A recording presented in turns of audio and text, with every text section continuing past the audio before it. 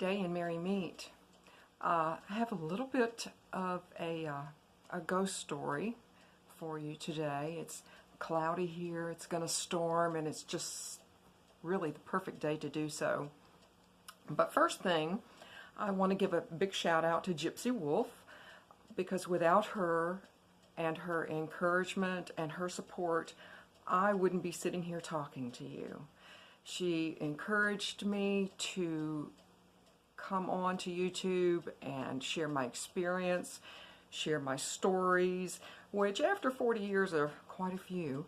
But so head on over to her channel and, you know, subscribe. And she's a wonderful, wonderful lady who has so much to offer, and I hope you do so. So a big thank you, thank you, thank you, Gypsy Wolf. But on to my story. Back after, this has been probably 10 years or so ago, I moved back to the States. I was under contract for a company, and part of my career, which no one, of course, on YouTube knows, is I'm an interior decorator. So part of my job description for this nationwide company was to go in. What they did was they had homes that were for sale, and instead of the home sitting empty, they would move in what they called home managers.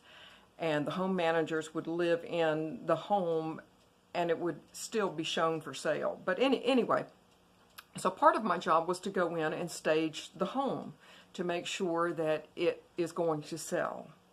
So I went to this one particular home. And now bear in mind, the majority of these homes are multi-million-dollar homes. They're very, very large. And I'm spending probably a day or two getting things done. But I arrived at this home, and I arrived into the foyer about the size of what probably my living room is right now. But the first thing I walked in, and there was nothing but just boxes everywhere. Well, part of the agreement was to have the family or whoever move in and, you know, hang their clothes and do what they needed to do. And so I knew this was going to be a little bit of a challenge. It was going to be a 2-day thing. But anyway, so I look at the foyer, and it's boxes there. The living room is to the left, and as you could see the dining room, and of course it went around to the kitchen, back to the foyer, and then on the right side was a very, very large den. And then on the front of the house was, again, it looked like it could have been a playroom or a mother-in-law suite or something like that. But I started to work in the living room. Everything went just fine. Everything was great. And I got the living room done. I made my way to the dining room. And from the dining room was a big double door. And I could see, you know, straight through the living room, straight to the foyer. So as I'm working in the dining room, and there wasn't a lot to do in the dining room, but I'm seeing something out of the corner of my eye. And I'm going, okay, this is out of the corner of my eye.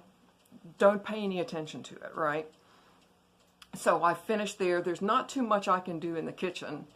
So I go back into the foyer. I have to get to the den and the other room. And so I'm working in the foyer, and I'm hanging artwork and doing what I need to do in there. And so I'm moving to the den. And so I'm moving furniture, sliding couches around and hanging things.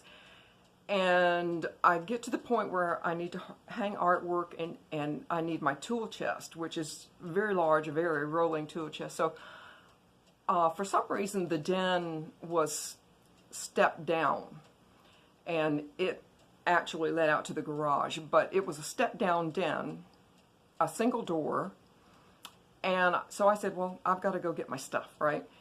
And I turned around, and I went back to go to the foyer to access my tool chest.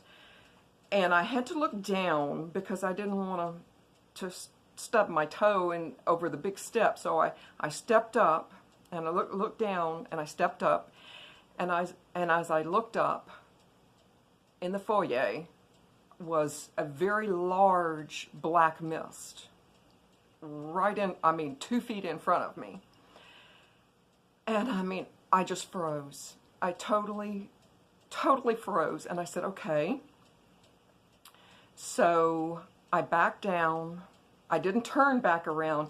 I literally backed back into the den that I had been working. So I'm going, oh, okay, what am I going to do, right?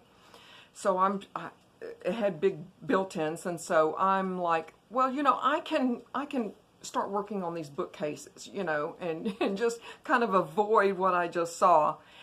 And as I started working, now no one else was in the house. I mean, it's part of the contract was that the home managers did not need to be there. And I didn't want them there because honestly they get in the way. But as I started working in the bookcases, I could hear in the next room, which would have been a mother-in-law suite or a playroom or something, what sounded like someone standing in the middle of the room. And you know how you have maybe a big file folder full of papers, if you threw it up into the air and all the paper fluttering down. Well, that's what I started hearing.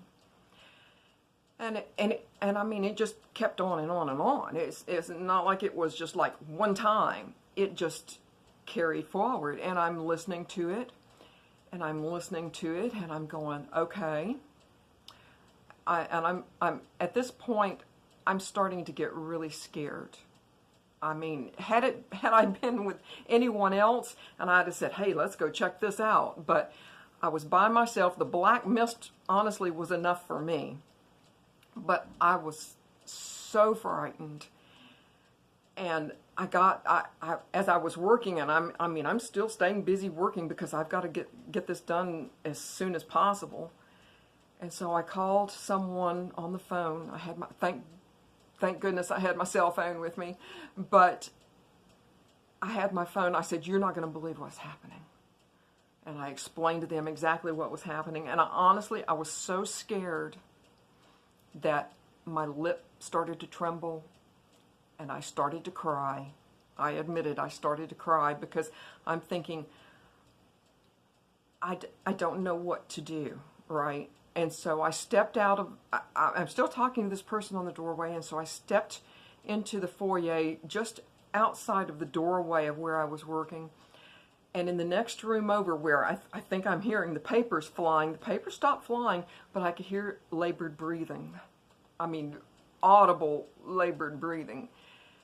And that's when I hung up. I said, you know what, I got to go. I called the manager of this franchise, and I said, look, I need someone here with me. You've got to either come and help me out here, or send someone. And because I was basically trapped. I was in the den, although there was a back door, there was a French door that went out to the backyard, and it was locked with a key. It didn't have my keys on me, of course. And then there was another door that went out to the garage. That was my first instinct, was to fly out that door to the garage. But I opened the door. The garage is pitch black. I mean, and I had my hand out the door, and I'm feeling for a switch, anything. I couldn't find a switch, nothing. I couldn't even see a step down. It was so dark. So I was basically trapped. But I phoned her, and I said, please, please, send someone from the office. You come, anything. I said, but I need someone here. And an hour later, the home manager shows up. And I mean, I'm still hearing labored breathing, papers, it was really just awful. And so she finally shows up, and so I fly out of the room and open the door, and as we're standing there in the same foyer that I saw the black mist, I told this person, the manager, about it. And I told her exactly as I'm telling you now. And we stood there, and of course, she was taller than me. Of course, I think everybody is. But as we stood there, we both, in the foyer, and as I'm now, we both started chills, and our hairs are raising on our arms. And this is August, September in the Deep South. We're not cold, but we start just getting chills as I'm telling her what's happening. And thankfully, she stayed, and I finished. But a few days after that, they had a broker's open, and I think everything went fine. I'm always invited to go to the broker's open, but I have to tell you, I didn't go to this one. It probably would have been okay because there would have probably been 50, 100 people or so moving about. But I said, you know what? I'm just not going to go to this one. But the home manager, I think, went back into the home with a partner of hers after what had happened to me. And I don't know that she had had the same experience, but I know that they did a little bit of cleaning, and she said she had an overwhelming feeling of sadness. But as it turns out, after I told her about the labored breathing, as it turns out, she had finally confessed to me that someone, I don't know who, in that front room where all the paperwork had gone flying and all the labored breathing had passed away. I don't know how long ago it was, and I never did bother to find out.